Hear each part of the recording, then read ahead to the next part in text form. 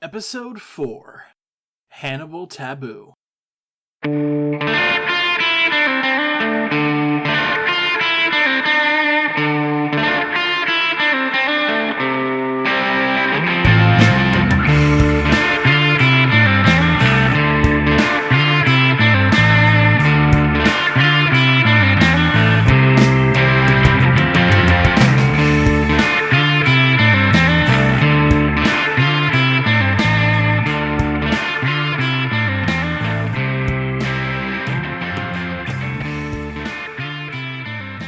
Hello everyone and welcome back to Creative Credit, a show dedicated to conversations with talent from across the comic book industry.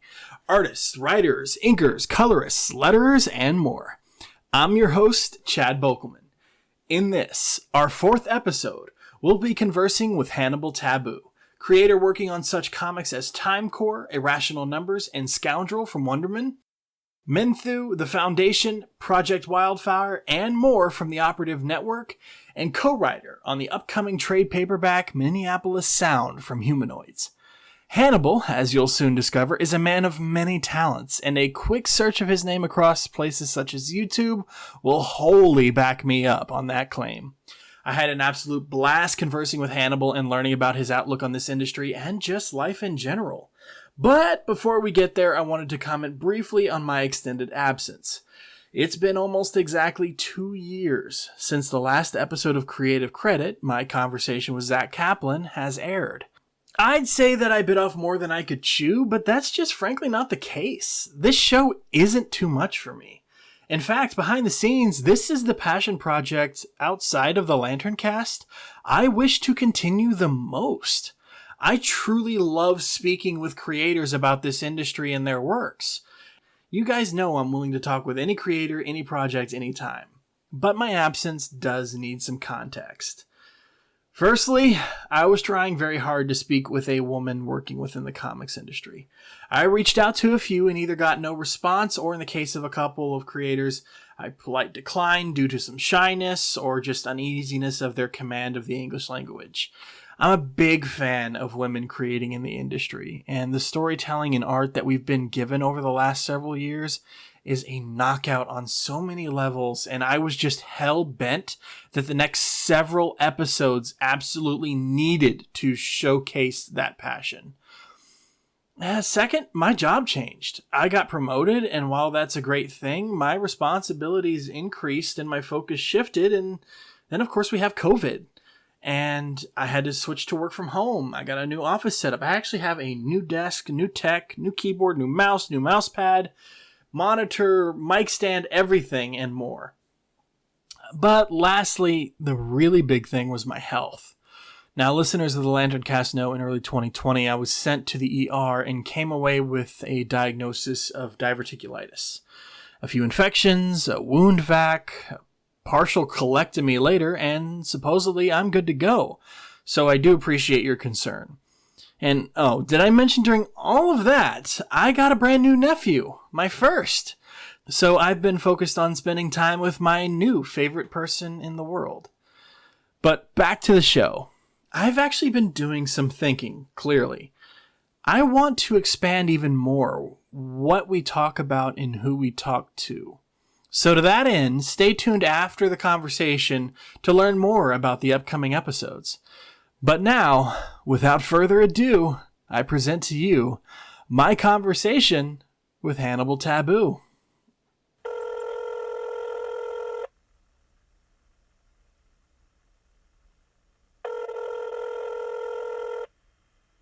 All right, guys, on the line now with us, we have Hannibal Tabu. Hannibal, you have worked for, everybody. New Paradigm Studios, Aspen Comics, Top Cow, Wonderman, the Operative Network, and now over at Humanoids.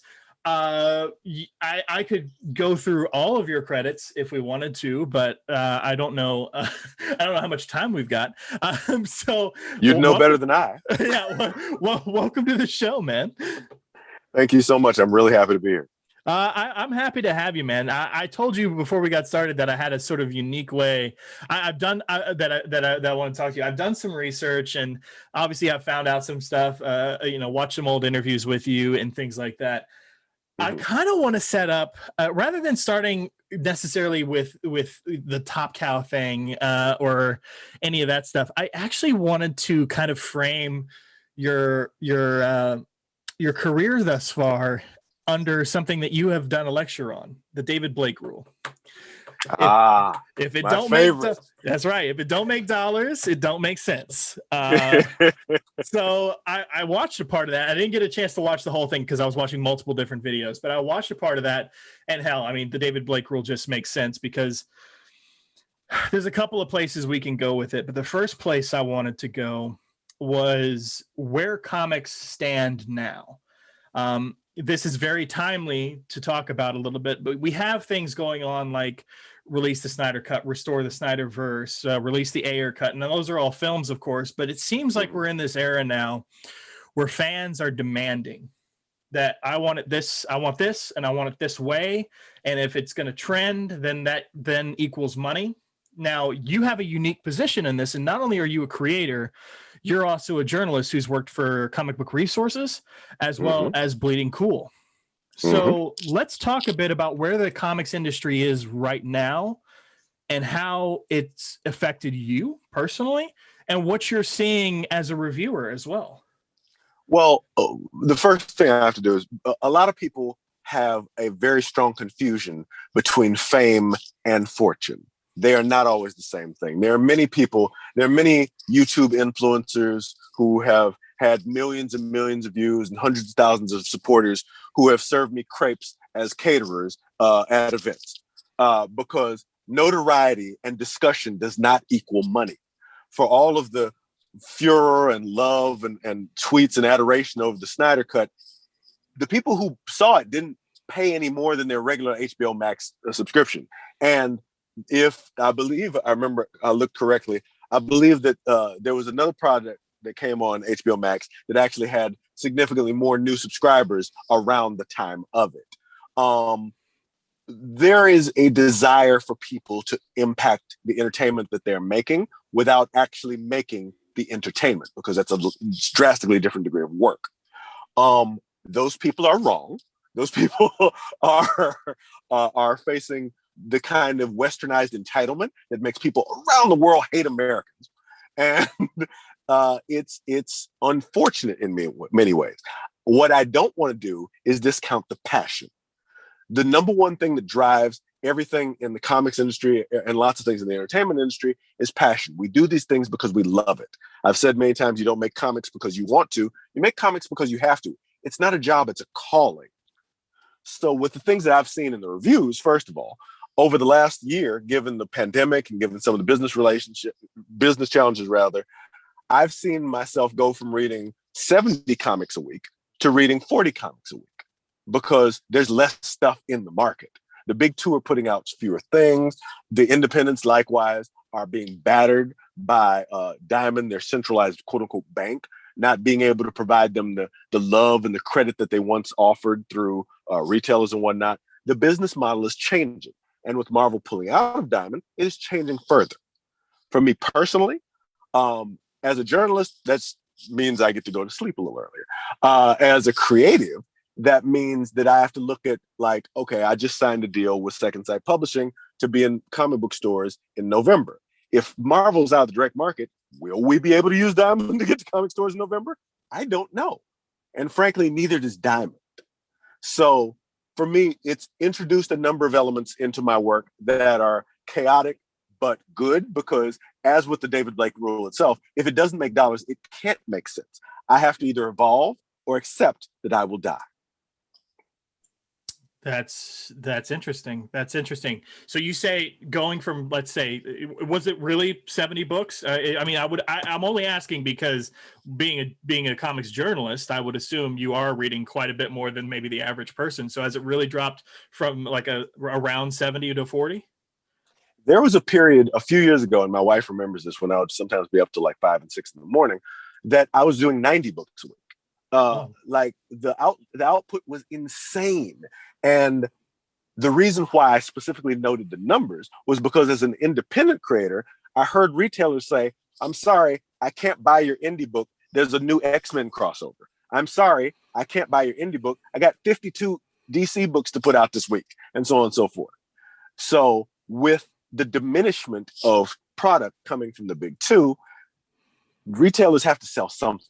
And many of them are in desperate places. Many of them have pivoted to collectibles. Some of them have pivoted deeper into their back issue catalogs. And a very smart number of them have decided, let's see what these independents have to say. Mm-hmm. And as such, you're getting companies like Big Distro, which is a Black-owned distribution company that has risen during this time. You're getting new voices that are finally saying, wait, okay, maybe I can finally get a shot at those shelves that were once crowded out by 77 Batman books. I'm imagining. So I have to admit, I'm guilty of it too. Is the variance thing, the variance becoming a bigger deal? Is that also hurting things from an industry standpoint and just kind of choking out the room for the smaller publishers? The variants, well, ever since we first saw them really come into vogue in the 90s, have been a sign of speculation, a sign of unsafe economic health for the industry. I apologize for the noise outside my house. I live in Los Angeles and everything's insane. But with that, variants for retailers are sometimes so hard to get and so hard to deal with that if they're going to get variants, they're going to be locked away. They're not going to put them out on the stands with the regular books where the hoi polloi can see them. Oh, God, no. They're too precious for that. Mm-hmm. And even my publisher, Second Sight Publishing, is talk to us about, okay, we love this cover. So how many variants can we do? And I'm like, whoa, wait a minute, player.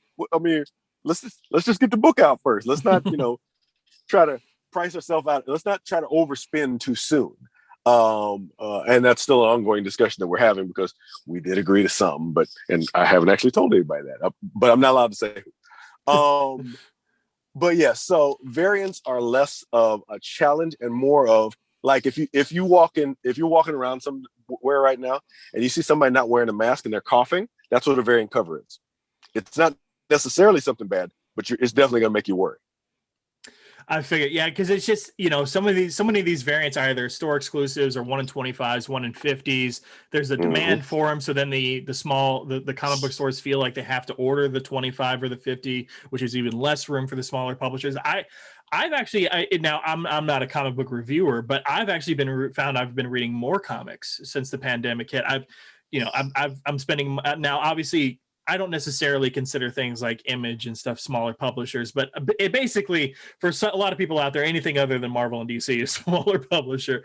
But you've got things like Crossover at Image. You've got things like the Terminal Punks over at Mad Cave Studios, or Witchblood that just came out over at Vault, and things like that. And then, of course, some of the stuff that we're gonna talk about tonight that you're working on.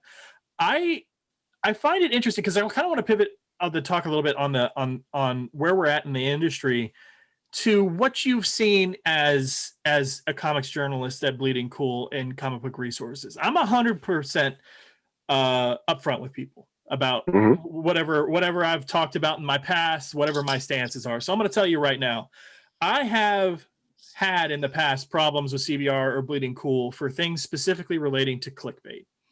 And as a kid, I wanted to be a journalist for a while, to the point where I was looking at colleges to go to school for journalism. And it didn't work out for reasons I won't get into, but I was a fan of that industry. I really love music. So rock journalism and the stuff of the 70s, like Cream Magazine and Lester Bangs and all that stuff, man, I loved all that. But this idea of pure journalism, just in general, this glorified notion of journalism that a lot of people who are into the field have, is it dead in the comics industry? Is it more about let's help the public, let's maintain the relationship with the publisher and put out more positive spins on books? Is it let's get more clicks for the advertisers on the websites and stuff? And now, I don't want to put you in a hard position because I know you work for these websites, but what can you say about sort of this jaded feeling that myself and others in the comic fandom have towards comic websites like these? Well, first of all, you're very fortunate to have me, who literally I've been running very hot on the people I work for, and if not biting the hand that feeds me, definitely nibbling on it since I was at Rap Pages, since I was at the Los Angeles Sentinel back in the 90s. But with that in mind, pure journalism can only happen if it's if it's sponsored by the state. There is no way that commercial journalism can be pure because of, unfortunately, the David Blake rule itself. If it bleeds, it sells is one of the things that you learn, unfortunately, in journalism. As much as you want to tell much more important stories, as much as you want to tell, review like, I'll give you a perfect example. I'm reviewing a book called Alethea, which is by a young woman named Christina Stipet. I can't remember how I pronounce her last name, but it's called Alethea. It's only on Comixology. It's the weirdest, strangest indie comic of all. I also did another book a few weeks ago called Cello. And these are books that you're not going to see in comic book stores. Stores won't order them under any circumstances. Sometimes they're digital only, and they're really creative and they're really brilliant. And the reviews that I write about them will get next to zero traffic. And I recognize that, and I do it anyway because I have the freedom to do so. On the other hand, Bleeding Cool and Comic Book Resources are owned by companies that want money. And while they can sometimes subsidize somebody like me to be crazy enough to run off and review Alethea or Cello, they know that, they got to get something about Hugh Jackman's abs, or they got to get something about, Goldberg and wrestling, or they got to have something to get the butts in the seats. I've discovered this likewise in a clubhouse room that I run with Dr. Stanford Carpenter, who's an anthropologist who worked in comics. We want to talk about deeper themes and deeper meanings, but people show up when you put King in Black in there. People show up when you put Batman in there. And that's just the way of the thing. The jaded feeling that you're feeling is not necessarily bad, but it is anti-commercial. It is anti-capitalist, which, again, I'm not going to say is a bad thing, but until we can have a PBS sort of model for comics journalism where it is not funded by clicks, it is not funded by advertising, but it's funded by the people that it supports, then you're going to get clickbait. It's going to happen. It's unfortunate. I wish it wasn't the case. And I certainly don't write it myself, but I know the writers who do. I also know writers like Caitlin Rossberg, who's doing amazing work. I know writers like Johanna Draper Carlson, who's been doing it longer than I have, who's never, ever, ever gone into the clickbait direction.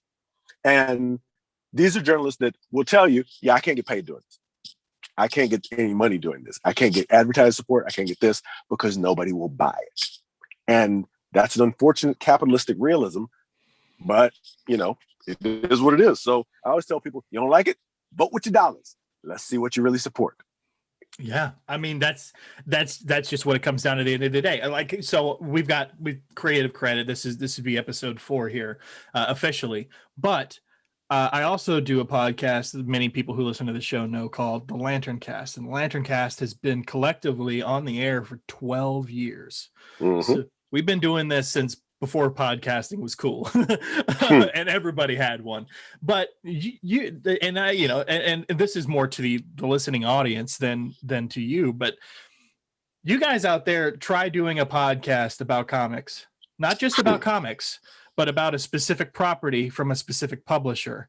And then you try and get sponsors and see who will pay so you can make money off your podcast. It's not going to happen. So in the same way that, writing comics for the joy of it, for a lot of people, a lot of podcasters do it for the same thing. At the very least, the Lantern Cast wouldn't have been going for 12 years if we didn't enjoy what we were doing, because there's a lot of stuff out there Lantern wise that we don't like, but we review it anyways because we just want to keep the fandom going and keep the name out in the culture so more people come onto the title and experience what we really love.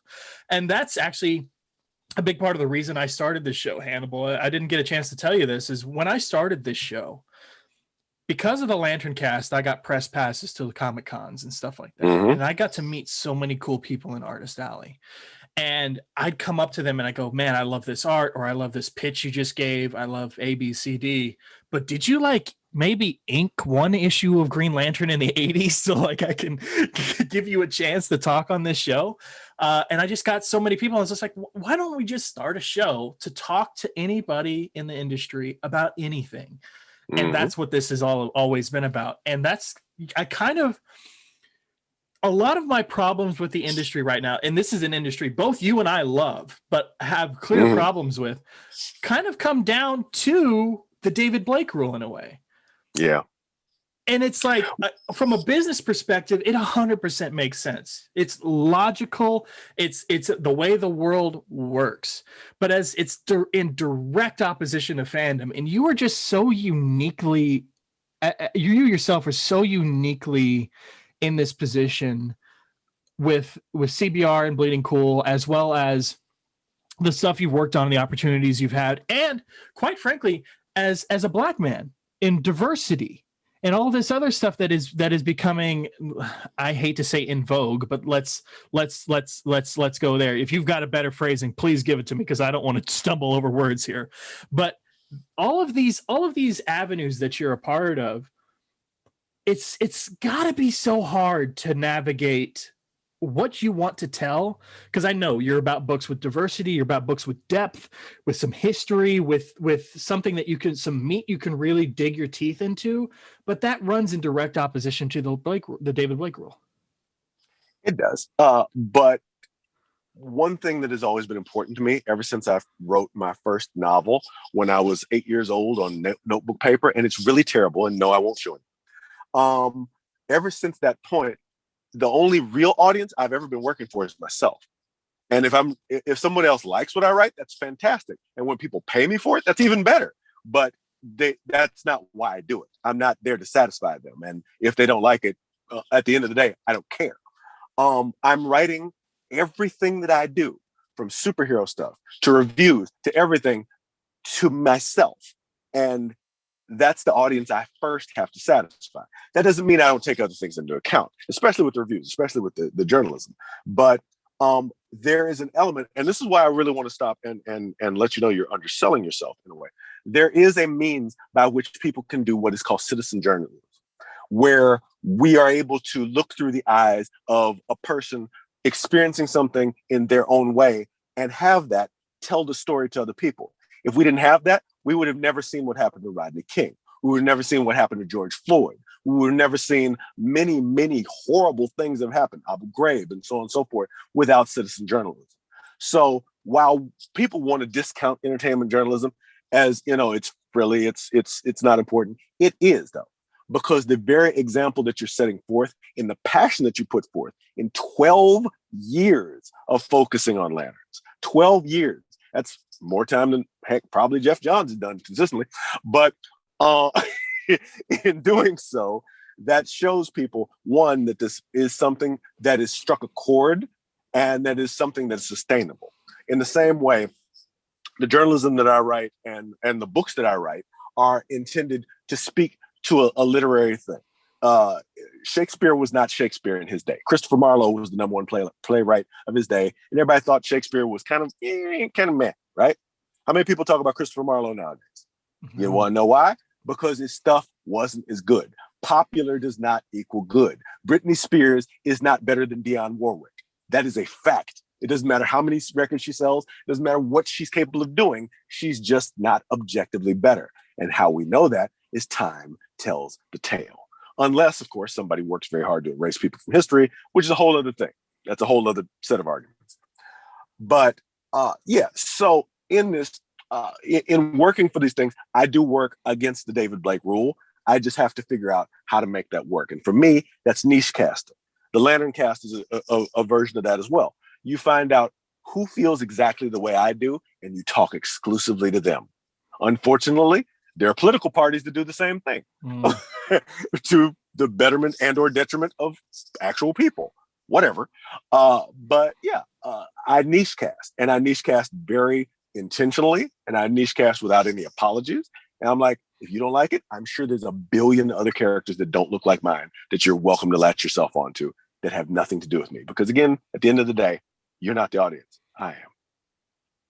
That's really interesting because I started the whole thing off saying it sounds like it runs into direct opposition to the David Blake rule, and you're agreeing. It's just, at this, so it's just basically what I'm doing for the listeners is I'm painting the picture for you guys of how hard it is just to work in comics, and to tell the stories you want to tell. because so many people out there, and you mentioned it actually in your lecture that I saw, or presentation, I don't know how you want to refer to it, of the David Blake Rule, which is, you guys can look it up, the David Blake Rule, Comic Book Industry Economics for Creators of Color.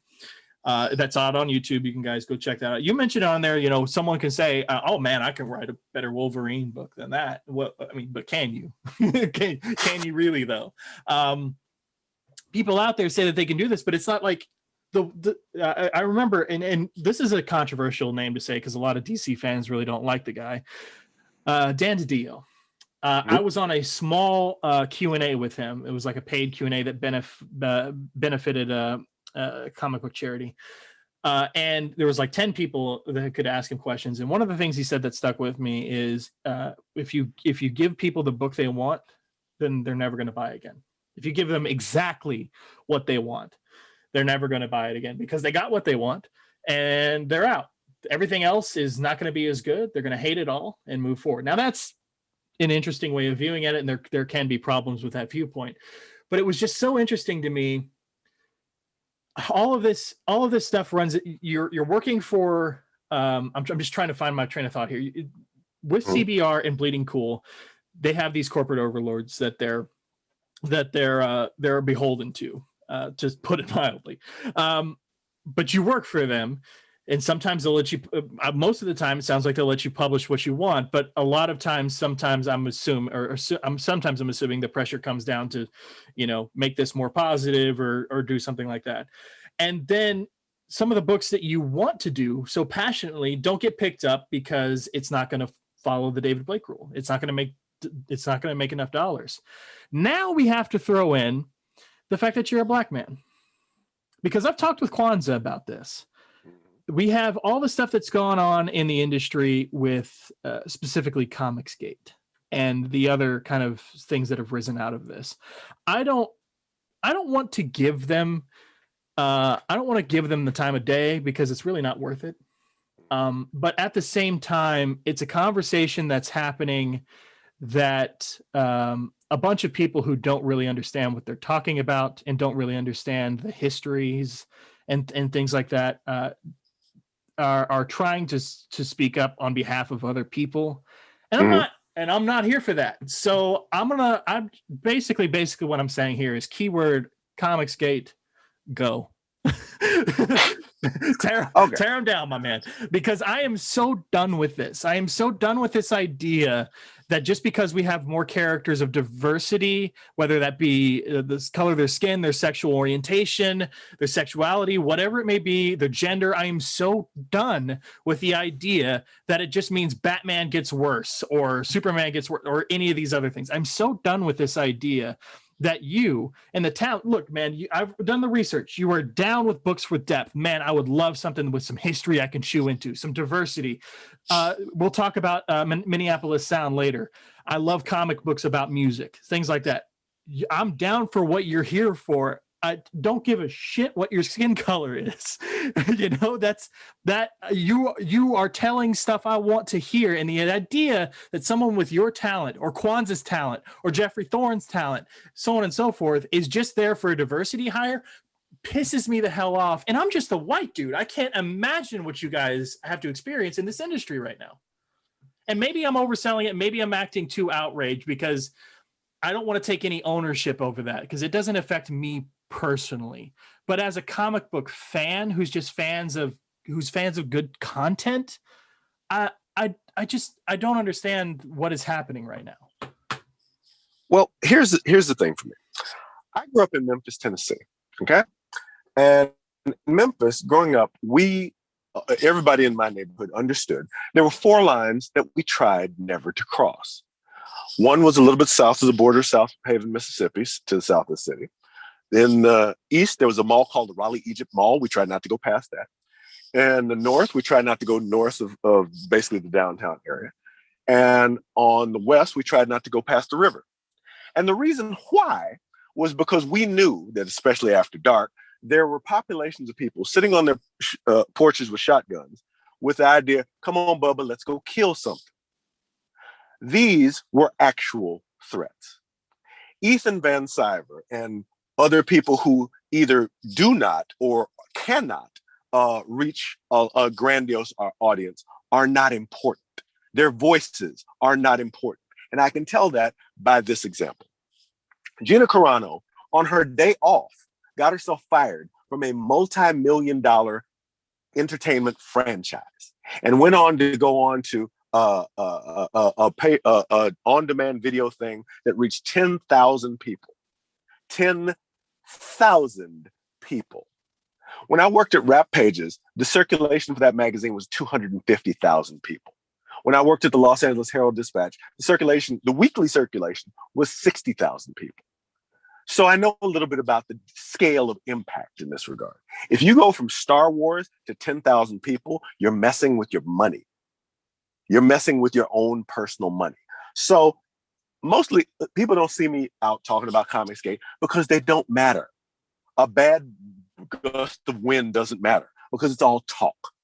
They cannot and will not affect sales or business on a large scale. The closest they've ever come to it are the virulent Snyder Cut people, and Snyder himself made very certain to disavow them. He said, I am not with you. You can't sit at my table. That is not what we're doing. And immediately, their shining knight, their great hero, they turned on him. Because where the money resides is not where they live. It's not a neighborhood they can actually get into. And they can only hate from outside the club. So as such, for myself, knowing that I niche cast, knowing that I likewise, Project Wildfire, I'll be very happy when it goes out in November to sell 5,000 copies. But I've also sold 5,000 copies of 4 Aspen books. I've also sold, multiple other things. I've also reached people through other things. If I only had one road, I would think that I may not be doing enough. But I don't have one road. Does Ethan Van Sciver have more than one road? I don't think so. Not anymore. Not really. And seeing that and seeing, there was Gail Simone posted some pages from one of the Kickstarter books that came out of Comic Day. And from a craft standpoint, from a anatomy standpoint, from a visual storytelling standpoint, from a plotting standpoint, it's garbage. In the same way that we don't talk about Christopher Marlowe, who may have been popular to a really rabid group of people, we're not going to be talking about Ethan Van Sciver 10 years ago. He's done. And he's mainly trying to stay relevant. Everybody in Comicsgate is less important than him. So I don't need to destroy these people. There's a saying in a book called The Teachings of Tao Tep, the oldest book of the world, says, if you come into conflict with someone who is not your equal, fold your arms and lean back. They will confound themselves. And I've lived by that very successfully. That's powerful. Part of me wants to apologize for bringing it up because let's face it, it's kind of, you didn't use these words, but it's the problem of social media, the vocal minority. And it shows up in your feed, and it does what kind of clickbait does. It serves to grab your interest and get you outraged. And if you're not with blockchain, not if you block. That's right. Okay, that's right. Hey, I mean, hey, you're right. And part of me always feels weird addressing it because, let's face it, I'm a 30-year-old white guy who grew up in Austin, Texas. Like, me feeling any sort of outrage about it on behalf of others doesn't necessarily come across as sincere, but at the same time, I can't help but feel the way I do about this sort of a thing. And I don't want to give them any more attention, but I also, I can't. I want to give people the platform to point out their absurdity, essentially. Well, let me possibly reframe this for you then. Yeah. You're not feeling outrage on behalf of me because, frankly, again, I don't care. Yeah. What you're feeling outrage is that there are 24 issues of Mosaic from Jeff Thorne that you will never get to read. That there are, how many? There are probably, 50 or 60 Transformers issues from Brandon Easton that you will never get to read. And do you know why you will never get to read? Because the market is working against them. Not because they're not good enough, because good in sales really does not matter, ask Britney Spears. But because the market is working against them. You don't have to be mad on their behalf. You're mad on your behalf for what they've stolen from you. They took the opportunity to have deeper, richer, better content from you for a knockoff Nightcrawler and for boobs and for attacking people that they literally don't know and could not stand against. That's not, yeah, the outrage you feel ain't for me. It's for you. They I got this. I drove Jeff Thorne home from WonderCon before what's the name, Black Panther's Quest came out, and he told me the entire season story. He said, "I'm probably not supposed to do this, but it won't matter once you see it." So I was like, "All right, fine," and he told me the whole thing, and that's not something. The fact that we don't have 3 more seasons of that, that's the sort of thing that you're mad about. Holy shit! So back in school, the subject of math for me. You just did this moment for when you're being presented with a new equation, and you ask enough questions, and finally that flip switches in your head, and you're like, I got it. This equation makes sense to me. I can do this in a test from now on, no problem. You just did that. That's okay. It makes me feel a little bit selfish that I'm outraged on my own behalf, but it makes more sense. Mm-hmm. All right. Okay. So if it bleeds, it leads. If it don't make dollars, it don't make sense. And all the other stuff that's going on. I want to talk about within all of that. One theme I keep talking about on here, because I've talked to a lot of different creators, is that I keep trying to drive home. Okay, first of all, what we've already talked about. Are you capable of writing that wonderful Wolverine comic you're convinced could be better than what's currently out? Okay, great. Okay, well then, will it sell? Are you a name anybody recognizes? So on and so forth. How do you break into the industry? There is no secret sauce to get into the industry. There has never been one pathway to get into comics. For you, the pathway is just as different for you as it is for everybody else. You were one of 3 winners in the 2012 Top Talent Hunt, which led to Artifacts, issue 35. But even before that, it was a sort of who you know situation. And Eric Stevenson, who works for Image, is what you hired him as an editor at a .com, and then that all he did was ask if you ever thought about comics. So let's talk about how you got into it, because it's hard enough to be successful in this industry, to as we've already talked about, to be successful in this industry, to do what you want and enjoy in this industry, to keep doing what you want and enjoy in this industry, let alone breaking in the first place. So let's talk about getting in. Well, getting in is in many cases a combination of willpower and looking for a weakness in a wall. That if you've ever seen the original movie Tron, where he chucks the disc right into the weak point of the master control program, and that's the moment of it. That's kind of what getting into comics is like.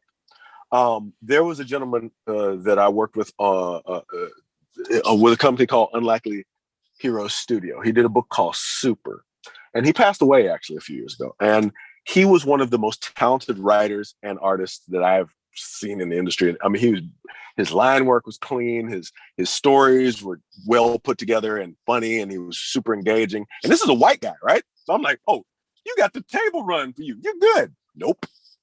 Nobody would call him back. Nobody would cover his work. I was the first person to cover. I was the first what he called major outlet to cover Super, and I ran them at Comic-Con. And because I went to Comic-Con and people paid me for it, I'd wear a fedora because that was my little on-duty signature. I walked up their table. I'm like, hey, Super, I love this book. They're like, great, we're glad you like it. I'm like, oh yeah, when I reviewed it, I was like, I'm sorry, are you Hannibal Tabu? I'm like, I am. They jumped up from the table and 3 people hugged me that I did not know, which I was not comfortable with, but I accepted. And, these are hardworking, super talented white people, and they were having a hard time.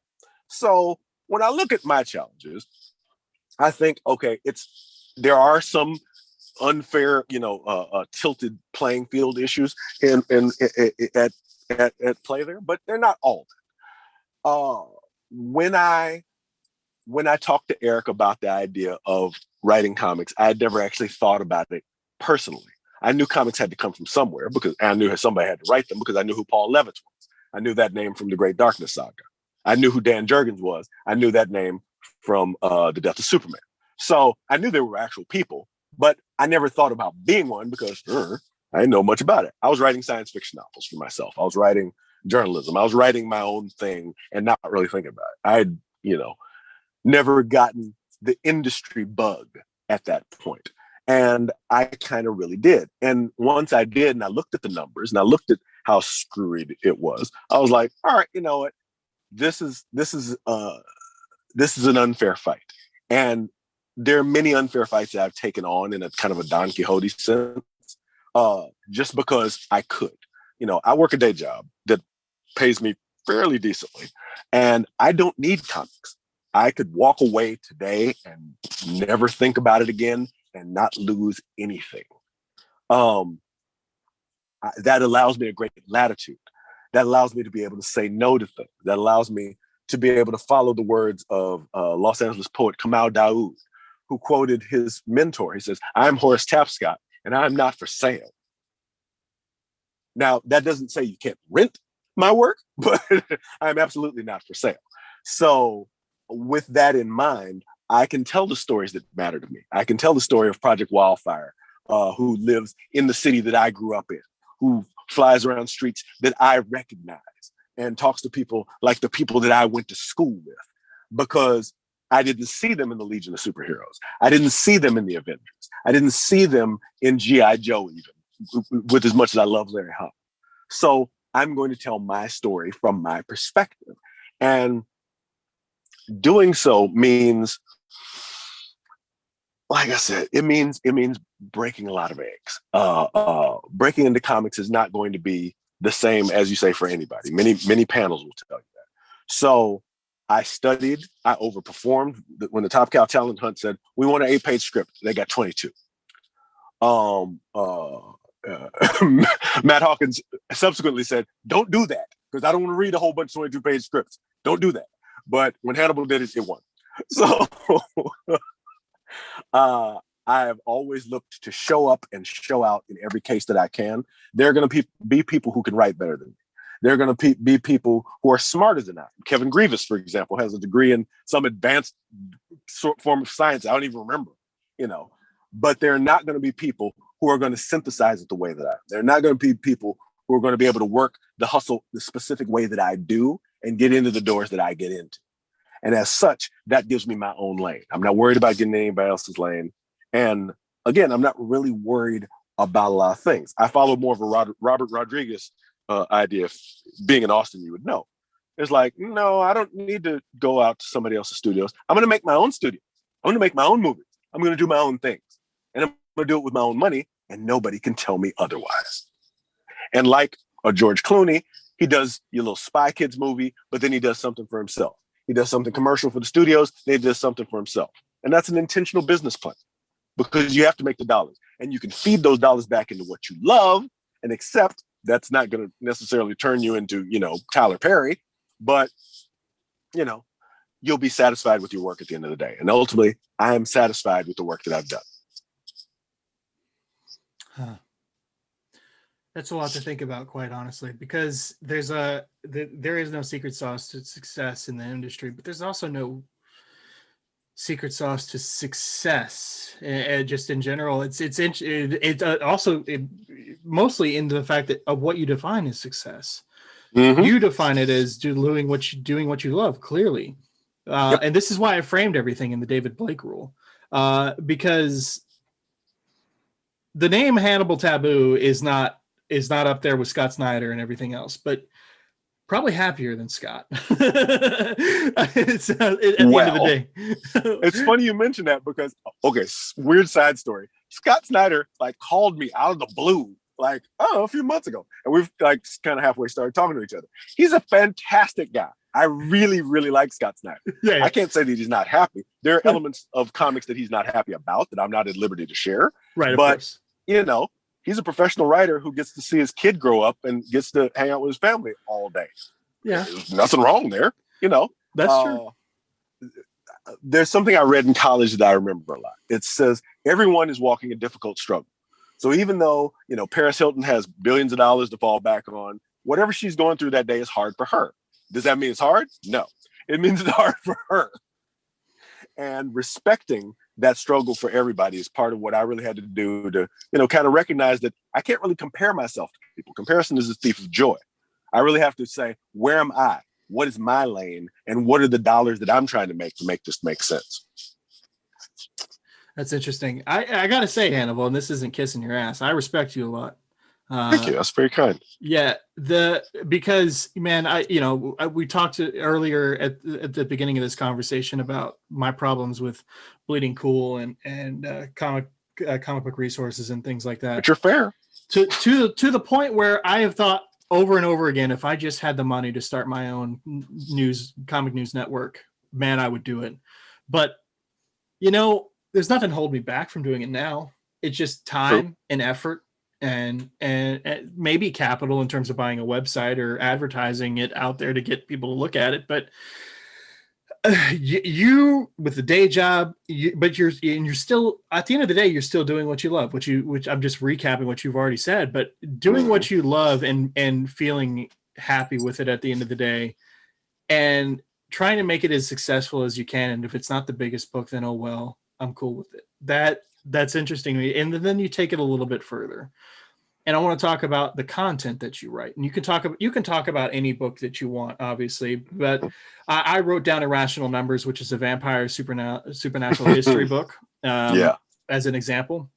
Something with depth, something with more than just vampires. It's rooted in something else that you can dig into. You yourself, you practice some spirituality regarding ancient Egyptian culture, right? And so just talk about your, I don't want to just call them influences. They're muses. They're pieces of you that you inject into the comics that you write, because not only are you happy with what you're doing and are you satisfied with it at the end of the day, you're putting a piece of yourself on the page in everything you do. And that's very evident. Well, I'll dig it. There's one thing that you said that brought something up in my mind. Comic Book Resources started out as a Kingdom Come fan site. That's all it was. And over time, it grew and it grew and it grew and it became what it is now. So yeah, anything can become anything else. But as to my muses, as to my influences, I have two amazing kids. I have an amazing wife, and they are interesting and fascinating. And they have ways of looking at things that are so drastically different than mine that it sometimes literally stops me in my tracks. And they're inspiring to me, both in the ideas that they present and the responsibility that I have to them. That I know Jet Lucas will never, ever have to work a day in his life because of Jar Jar Binks action figure money. Just the Jar Jar action money. Jet, he's got Jet covered. Before you get into the Gronk droid or Hammerhead, into those, just Jar Jar money has got Jet set for life. And the reason why Jeff Bezos is rich is because Jeff Bezos' parents were rich. The reason why Bill Gates is rich is because Bill Gates' parents were rich. That generational wealth is the one way that you can assure that people have a better chance of something. So I have a responsibility to them in that regard as well, which is, again, why I'm working the day job. So, but beyond that, I am fueled by, and I hate to quote Warren Ellis these days with the scandals he's been involved with, but the desire for a finer world. That growing up in Memphis, I remember sitting on my porch, looking out across my front yard. There was a Methodist church across the street, and the roads were they're in okay condition, and there was asphalt and blacktop breaking loose. And I remember storm clouds in the sky and hearing that, oh, there's a tornado across town. And I remember looking out of my front porch and saying, this will not do. This is not good enough. And I remember thinking that, but thinking, what does that mean though?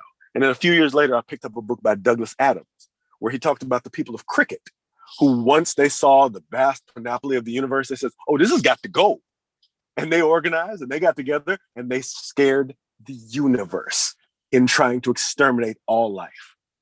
And I was like, well, that may be a bit extreme, but I see room for something to happen there. So when I'm writing, I feel the wind of Douglas Adams behind my back. I feel the wind of George Lucas. I feel Chip Delaney, and I feel Octavia Butler behind me. I sense the spirit of so many stories that didn't get to be told. Like I said, those seasons of Black Panther, the Avengers cartoon that we'll never get to see because Jeffrey Thorne's not back in the showroom. You know, all of these things fuel me and push me forwards in my work. So when I look at the work, I look at it from the perspective of where I am. If I, as I said before, were Paris Hilton couldn't tell you the stories about the streets of Memphis because even if she came there, she wouldn't be able to really experience them. She would be able to see them from a bubble of her security, of what's happening there. She wouldn't be able to really experience them. On the other hand, I'm a kid who grew up in Memphis, and I've sat at the Beverly Hills Hilton. I've sat at the Four Seasons across. I've sat literally next to Hugh Hefner at the Playboy Mansion. I know what they got going on. I've seen it. I've been there. So I have a perspective that's different and that can tell stories in a way that is going to present a different idea. I'm always looking to present that perspective. Because if I did this, I don't know who's behind me, who's going to be covering the Playboy Jazz Festival the way I did for years, which is why I was at the Playboy Mansion. I don't know who's going to be behind me coming up doing the same things that I did to get similar press junkets at similar places. I don't know. But if I had been able to see something like, oh crap, you can do all that kind of crazy stuff, I would have been much crazier earlier. I would have done much wilder, crazier, more adventurous things earlier, which would have given me more time to develop. And the stuff you see now, when I'm 48, would have been out of control. And that's what I want for the next one, and the one after that, and the one after that. And if it happens, great. If it doesn't happen, I'm going to be dead. I won't really know the difference.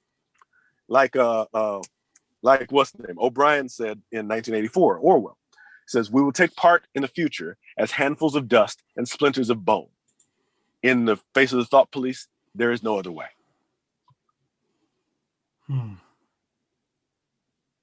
Man, you just keep hitting me with these things. I want to pivot to Minneapolis Sound in a second, but Sure. I want to give you because I didn't get a chance to read them myself. We discussed that off air, but the New Paradigm Studios works Aspen stuff with Fathom, with Soulfire, things like that. Top Cow, you've got Artifacts. I'm just on your website right now. Timecore, Irrational Numbers, and Scoundrel over at Wonderman, and then the Operative Network. You were talking about Project Wildfire earlier. Any of those in particular that you want to talk about your process? And I mean, I'm sure they were all passion projects in their own right, but any of those sort of stand out to you as something that the start to finish of was unique? Or something that you wish got some more eyes on it? I mean, obviously everything we want to get more eyes on, but anything in particular? Well, I'll start from the macro. The process is pretty uniform across anything that I'm working on. Normally, I will have a glimpse of something. I'll have a moment that's ultimately going to develop as a scene or whatever. And I'll say, oh, that's what this is. Who are those people? And then whoever's in the scene, I take the old format of a Marvel Handbook of the Universe, and I start writing a character writing. What can they do? Where are they from? How tall are they? What are their parents like? So on and so forth. And I start to develop who they are as a person. Then I start outlining. Outlining is the most important thing to me because as a father and a husband and a person who works a day job, I can walk away from an outline and come back and be okay. When you use Waze on your GPS in your car, that's what an outline is.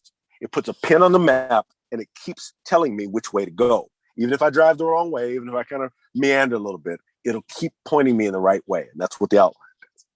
So the outline is the map and the script is the territory itself. So I start scripting. The one that's different to me, that's really different to me, is Project Wildfire, because Project Wildfire is the closest to my personal experience without being me. Will Watson III is what many people may have hoped I was going to be, because he is a genuinely, truly good soul. Whereas, in the words of Brother Jay, I take the good with the bad and sometimes do a little bit of both.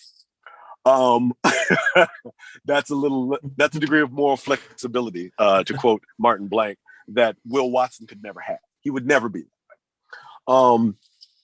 And with Project Wildfire, the thing that's great about me is the scene that I really saw was the last scene of the entire story.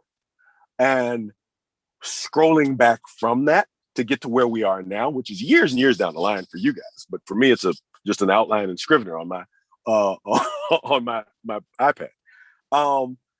To see that process and to see people discover different things in it, to see that I had somebody direct message me on Twitter and say, I was reading Project Wildfire and it said this thing about this thing about Northern Lights. And then I went on the Operative Network site and I saw the Northern Lights are villains in this other thing. Are these things connected? I said, are they?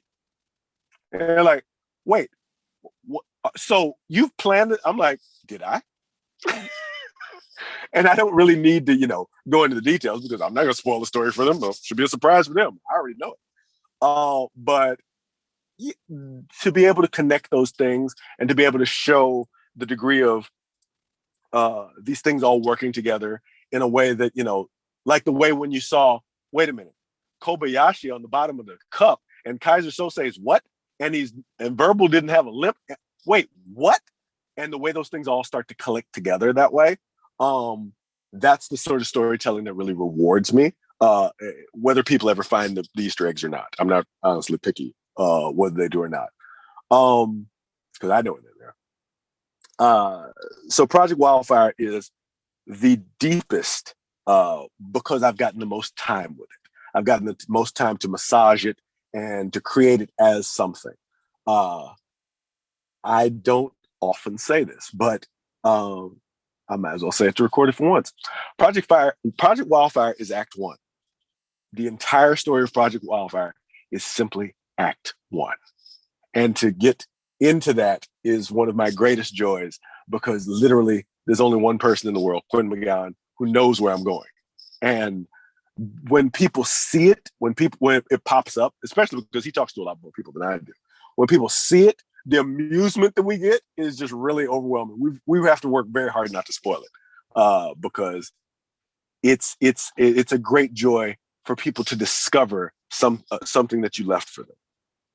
So yeah, Project Wildfire is probably the most unusual and the most unique of those experiences. Yeah, I saw an article on Previews World. You and Quinn signed with Second Sight. That was, I think, early March that I saw that article. Yes, sir. But man, so if it's supposed to come out in November, it'll be September previews?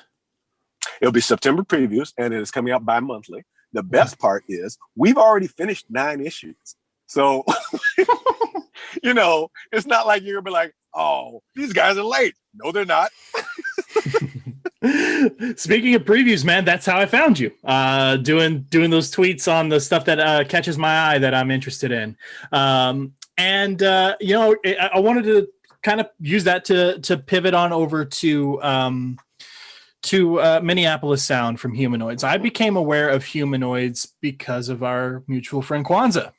Kwanzaa, I had on to talk a bit about Black, and then he was telling me what was going on with Humanoids in terms of Ignited, and then Omni and Strangelands and all that stuff.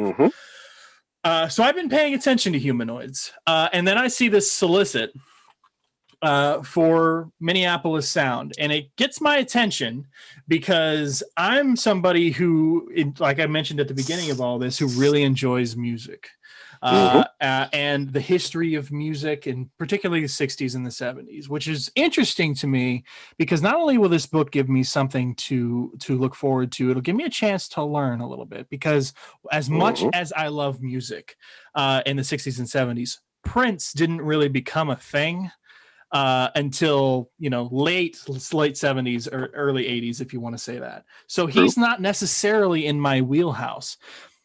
But with books that were out, books, I just want to say that there was a bunch of books that had hit in this sort of span of time that I was really excited about. There was Rock Stars, there was Killer Groove, there was Gunning for Hits, and then there was just this wave of books with just music at the center. And I want you. I was born and raised in Austin, Texas, which is widely considered the live music capital of the world. I'm one of the few people I guess left who is a true blue local. You were Mm-hmm. raised up in Memphis, Tennessee. And then Yep. this thing happens in Minneapolis. Let's talk about the Minneapolis music scene before we even get into the story, because you're talking two people right now are talking on the line who know the importance of music in just in general, but in the community, what music means Mm-hmm. to people and the livelihood and the vibrance of the place in which you live. Let's talk a bit about Minneapolis. All right. Well, Minneapolis has many, many claims to fame in terms of music. When uh, through the 70s and through the 80s, 1/3 of all of the cassette tapes that came out in anywhere went through Minneapolis. Um, there with groups like the Replacements and Husker Du, and there was a very vibrant indie rock, punk rock scene that was making money hand over fist. But in time, as time went on, they became the Christopher Marlowe of the story, because Prince not only laid down his own imprint for what was happening, but Prince then whole cloth created Morris Day and the Time for music that he thought was quote unquote too black for his own brand, but that he still wanted to do, he still wanted to put out. And then when he thought he had songs that were too feminine for his quote unquote brand, he made Vanity 6. And then for people just standing around, people working with him, Andre Simone got tired of Prince's ego and says, I'm going to go off and do my own thing. And Prince was like, screw you, you'll never do nothing. And Andre Simone comes up with Jody Watley. And then as members of the band that he hired to be the Time, because on the records for Morris Day and the Time, there's only Morris and Prince. Prince plays all of those instruments. He does all of the backgrounds. All of that is Prince and Morris alone in the studio. They learn the songs, and there was a great podcast that Questlove does where he had Jimmy Jam on as a guest, and Jimmy Jam talks about it like, yeah, Prince was able to kick our butts individually, but as a group, no. As a group, the Time would play the Revolution off the stage every night. Prince got so sick of us because together we were better than any band he could field. And he knew that. But the problem was we wanted to make more money. So Jimmy Jam and Terry Lewis start producing. They start doing Midnight Star. They start working with Clarence Avant and so on and so forth. And Prince essentially fires them from the Time. So they're like, okay. And then they come up with Janet Jackson. And then, and then they're doing the Human League. And then boom, boom, boom. So all of these tendrils that influenced pop music throughout the 80s and 90s started with Prince being too short to play basketball, with Prince's music teacher telling him, you're the best bass player that this school has ever seen, and him not wanting to play bass, but him wanting more than anything to be a star. That's the one thing he said. Music was just the avenue he happened to have the talent and he happened to have the opportunity for. And through that, he gained the global notoriety that he desperately claimed as a short dude with a big hairdo from Minneapolis in the 70s that couldn't get no play, that it reportedly stood outside of a burger joint to smell the burgers he couldn't afford to buy. Because, again, that economic disparity was still there. Most of the people working at that factory where they made all those cassette tapes on the south side of Minneapolis were Black people, shipping out cassettes that they would not listen to. That wasn't made for them. This is the same Minneapolis that, again, went on to kill George Floyd. So, there's not been that much change from the standpoint of people there. I specifically went and interviewed two people who grew up in Minneapolis for this book. One of whom was a white lady who her perspective was invaluable in terms of geography. She was able to tell me, oh, well, this store is here, and these stores aren't in this part of town, and this looks like this, and when you're driving from here, it does this, which was super useful for me in notes like that. The Black person was able to talk to me about the realities of life there, about the 4 lines of Minneapolis, where, like me, they knew not to cross. the areas where they thought were safe, the areas where they wouldn't feel as safe. Those sorts of things influenced the work in a different way. So putting that all together in a melange, working alongside Joe Illidge, who's been putting together killer stuff for longer than I've even been in comics, hopefully has come up with a product that people will really be able to enjoy and will really mean a lot to a lot of people. Yeah. So let's take that, guys. So I'm over on the Humanoids website. Let's read the solicit. The ultimate love letter to the funky pop rock sound that made the artist formerly known as Prince a legend. When Prince burst onto the music scene in 1978, he put Minneapolis on the map. Consequently, many up-and-coming acts followed the trail that he blazed. This is the story of Star Child, a group that almost made it to stardom in 1983, led by a young woman whose desire to change the world through her music ignited a revolution. Through Star Child's journey, MPLS Sound, which is Minneapolis Sound, chronicles from a distance the rise of a musical genius and the rebirth of a city. So let's talk now about the project, man.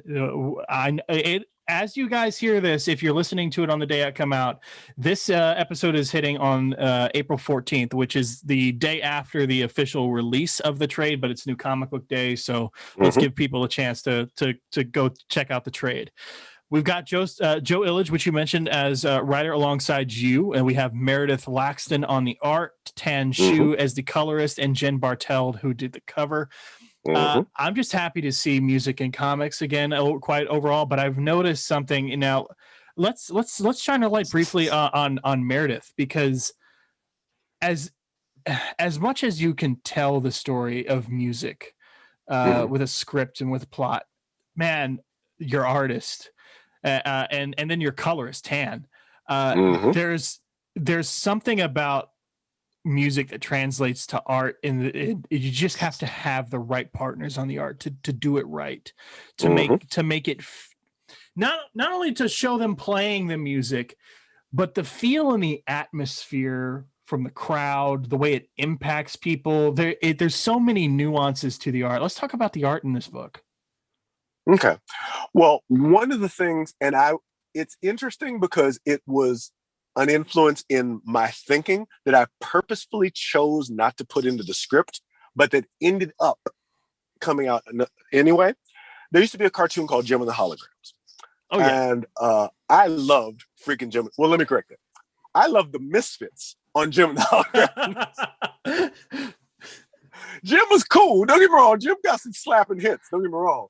But I love the Misfits. My daughter, right now, she's 11. She knows the opening chords to Universal Appeal because she's heard it played in my car so many times. So there's a kind of energy that this kind of neon 80s vibe of music and visuals come together, and the way that crowds react to that was kind of playing in the background of my thing, but I purposefully chose not to put that in the script. When I used reference images, when I used things like that, I picked specific shots of specific shows, I picked specific areas and specific actual real life people. And when I see them pop up on the page and they're freaking Jim of the Holograms, I'm like, oh, snap. I'm like, I guess that's just what we were doing back in the 80s, I guess. Okay, sure.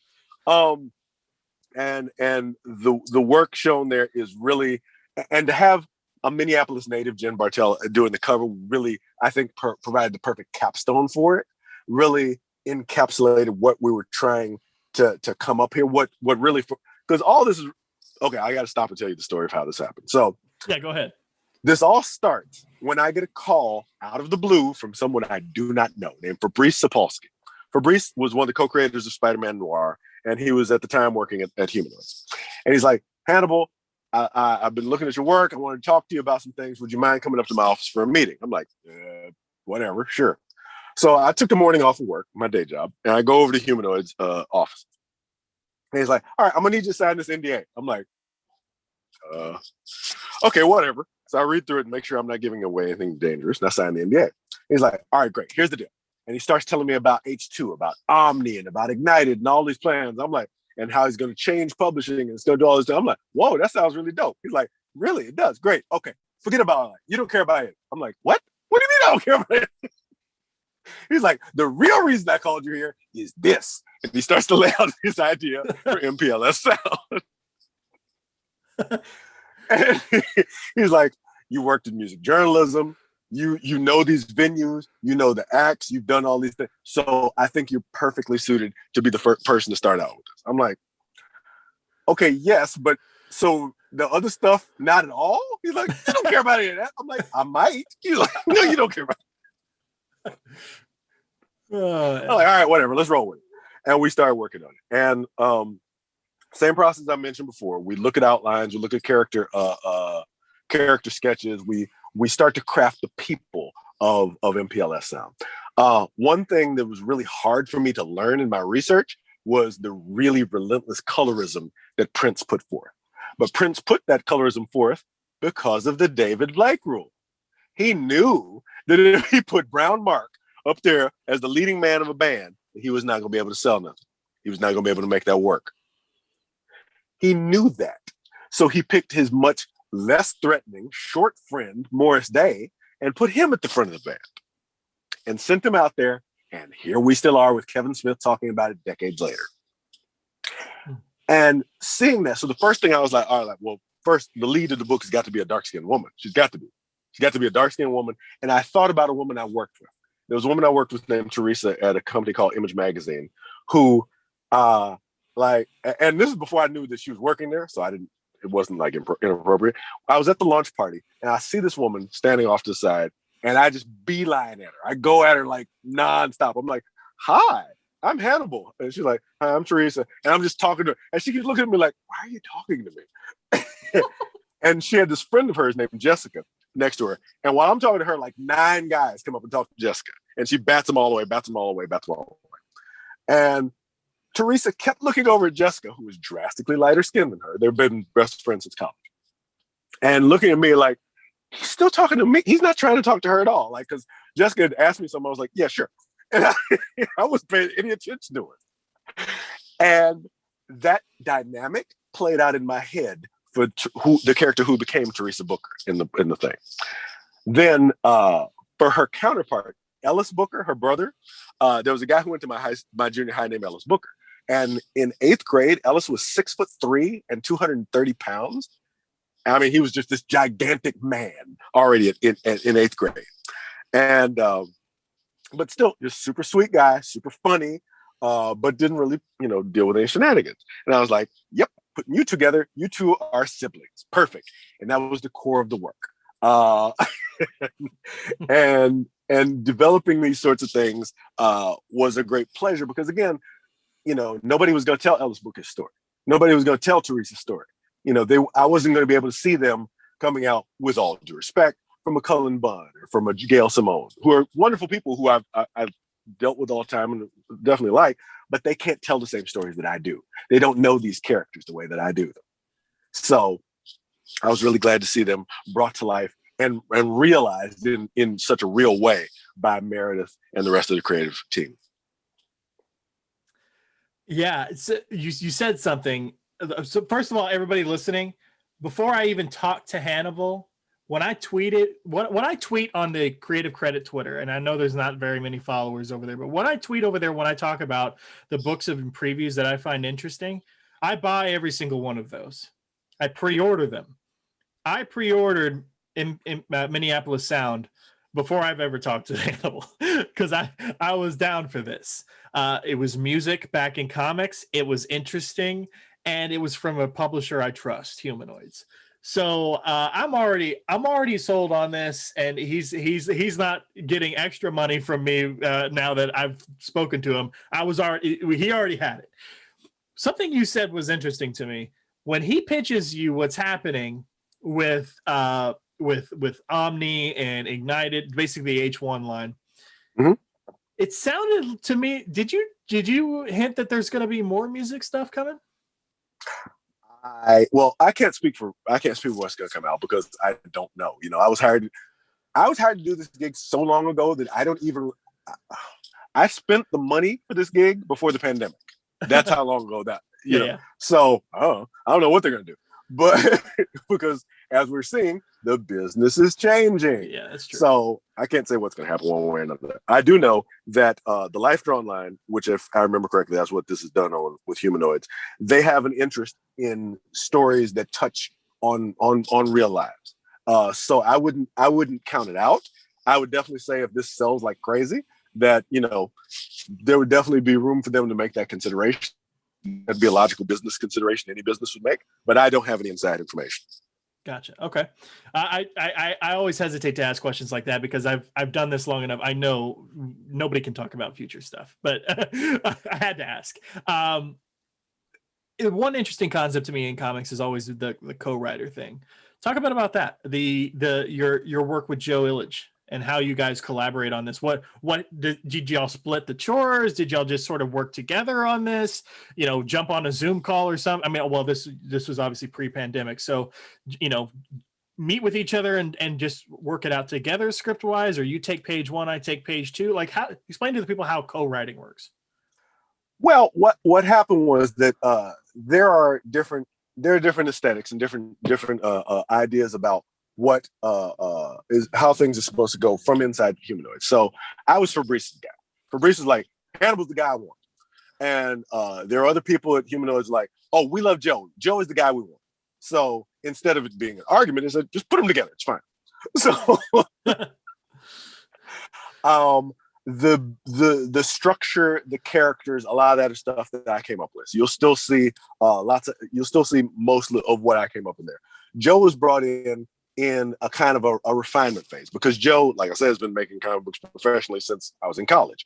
So Joe was brought in to kind of give this something that the other aesthetic element of Humanoids could find palatable. So once we were able to merge those visions together in one script and everybody was happy with it, then it was shipped off to the art side. That was an interesting process, and it did not go without some bumps in the night, but everybody's still friends. Nobody's angry at each other. You're not going to see I forget which I was at a convention once and I saw these two comics professionals. I won't name names because it doesn't matter. But like one of them takes a swing at the other one in the middle of a crowded restaurant.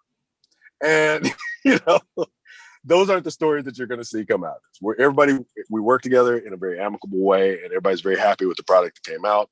So, but yeah, it was an interesting and new process because I've always mostly just worked by myself.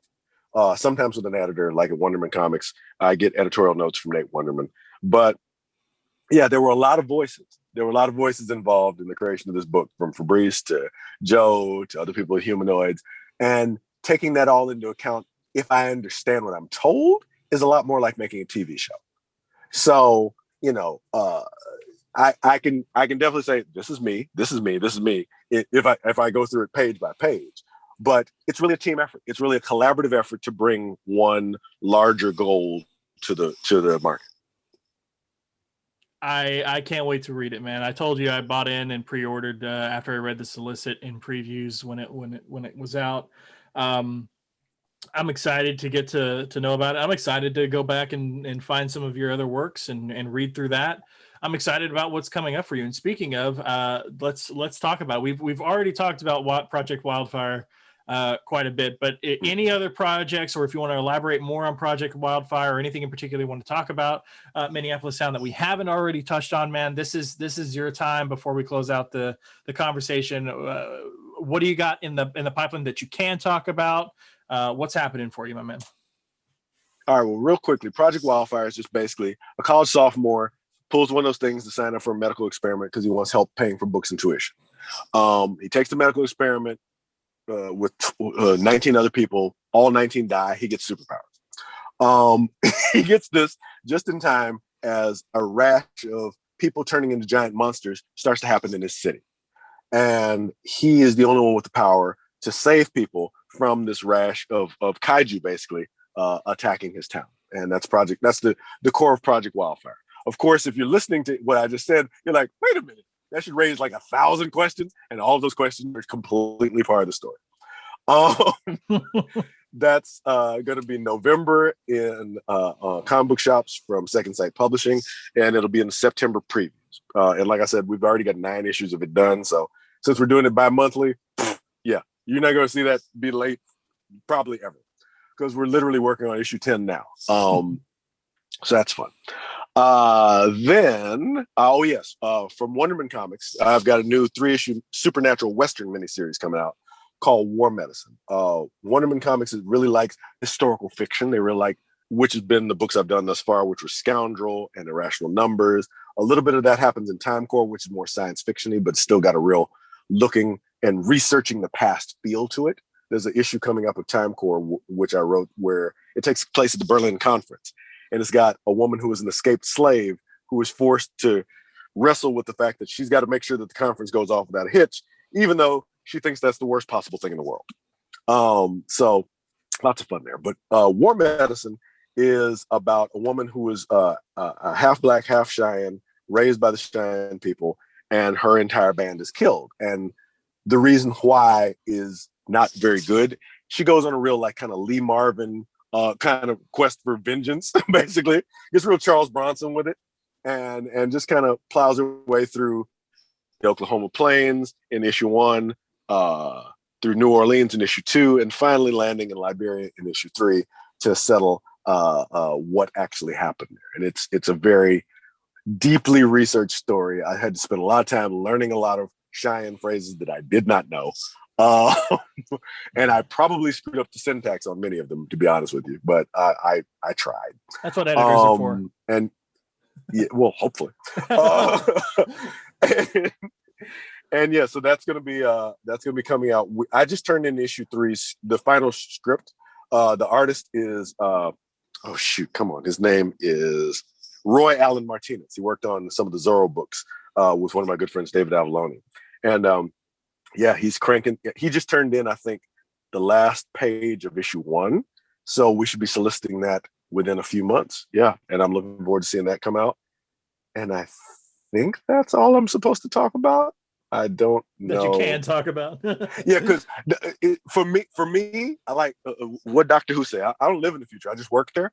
I've written a whole bunch of stuff because it was 2 years after I wrote MPLS Sound before it actually people started talking about it. I was like, oh, we're talking about this now. Oh, okay, good. All right. And then still, I'm like, in my brain, I'm like, am I allowed to say this thing that happens on that? Okay, no, not that yet. Okay, don't do that. Okay, got it. So my brain is this mishmash of timelines trying to figure out at which point I'm at and trying not to screw it up.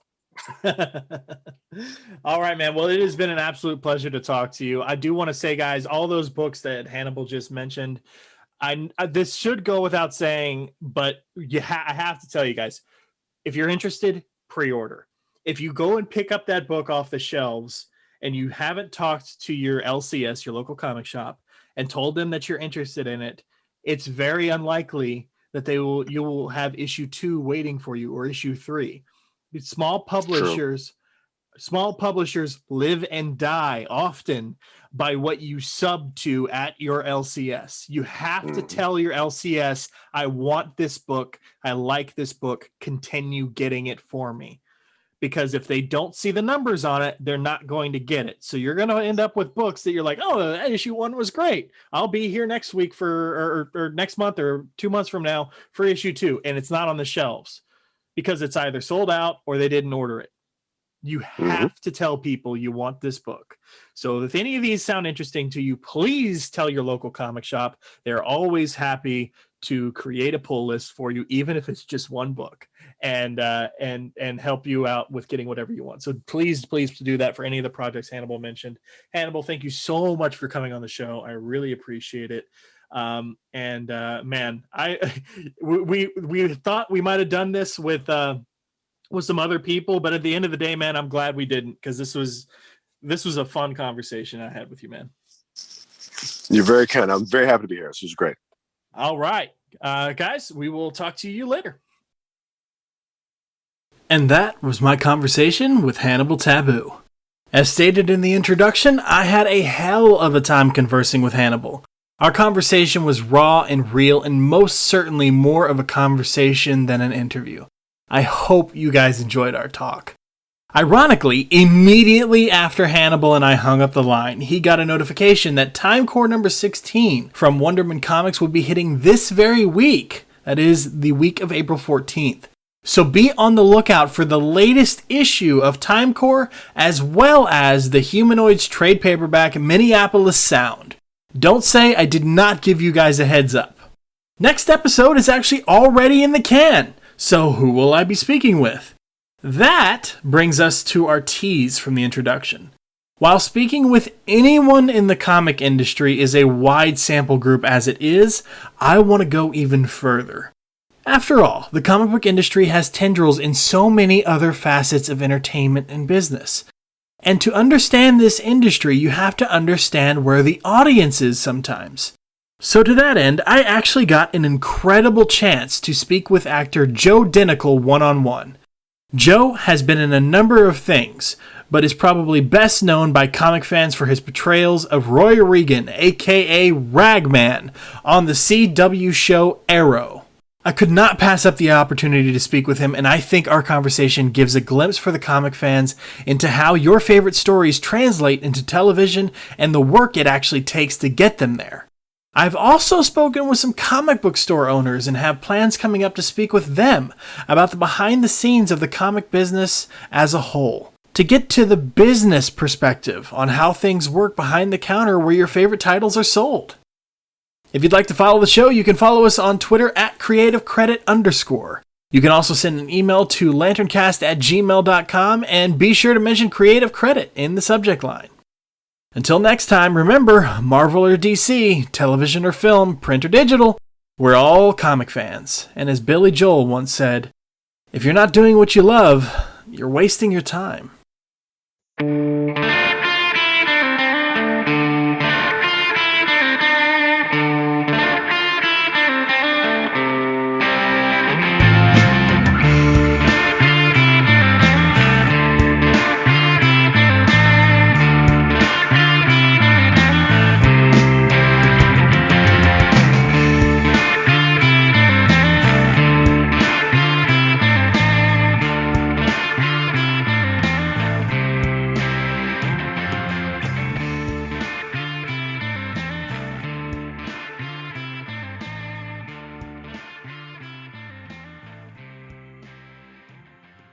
The views and opinions expressed by the guests on Creative Credit do not necessarily reflect those of the host. Creative Credit is not affiliated with any comic industry publisher unless otherwise mentioned. Music for the show was produced by the Bad Mama Jammas from Hattiesburg, Mississippi, found at Bad Mama Jammas on Facebook.